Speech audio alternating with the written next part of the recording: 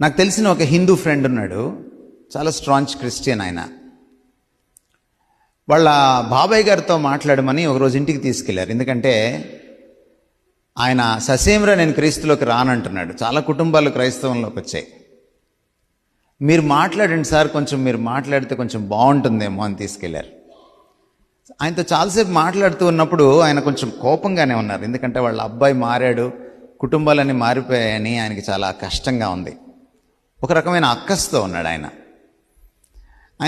నన్ను చాలాసేపు నేను మాట్లాడిన తర్వాత, ఆయనకు మాట్లాడడానికి ఛాన్స్ వచ్చిన తర్వాత కొంచెం కోపంగానే ఒక ప్రశ్న సూటిగా అడిగాడు నన్ను. మాలో లేనిది మీలో ఉన్నది ఏంటి సార్ అని అడిగాడు. ఎందుకంటే హిందూ మతం చాలా సంపన్నమైన మతం.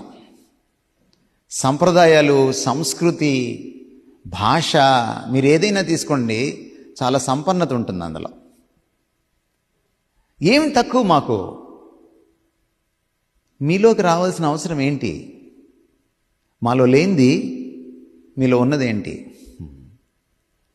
అప్పుడు నేను అన్నాను అనమాట, సార్ నేను జవాబు చెప్పచ్చా అని ఆయన పర్మిషన్ అడిగి, ఒక్కటే సార్, హిందూ మతం చాలా గొప్పది, ఇతర మతాలు కూడా చాలా గొప్పవే, కానీ ఒక్కటే ఏమిటంటే క్రీస్తు సార్, అదే డిఫరెన్స్. మీ మతాల్లో ఒక మనిషిని తీసి పక్కన పెడితే, ఒక దేవుణ్ణి తీసి పక్కన పెడితే ఇంకో దేవుడు ఉంటాడు. ఓ పుస్తకాన్ని తీసి పక్కన పెడితే ఇంకో పుస్తకం ఉంటుంది. కానీ ఇక్కడ క్రీస్తుని తీసి పక్కన పెడితే క్రైస్తవం కుప్పకూలిపోతుంది. క్రిస్టియానిటీ అంటే it beats around the person of Christ,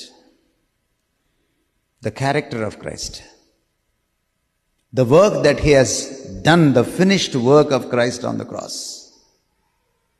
సిలువ పైన ఆయన సంపూర్తి చేసినటువంటి ఆ మహాయాగం చుట్టూ, సిలువ వేయబడిన క్రీస్తు అనే ఆ వ్యక్తి చుట్టూ క్రైస్తవం పరిభ్రమిస్తుంది. That's Christianity.